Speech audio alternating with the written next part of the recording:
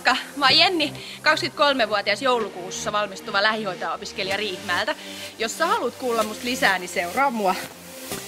Mun elämäntapamuutos alkoi viime syyskuussa, kun mä osallistuin Jutan superdiettiin ja jatkoin siitä tammikuussa alkavaan 10 viikon nettivalmennuksen Bikini Challengeissa. Mä oon tiputtanut nyt 21 kiloa painoa.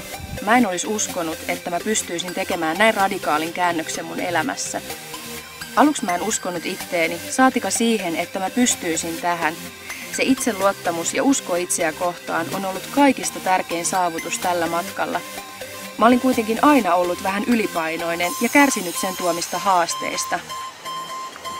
Nyt mä seison 8 kuukautta myöhemmin tässä samassa paikassa, mistä kaikki alkoi, ja mä oon vahvempi kuin koskaan.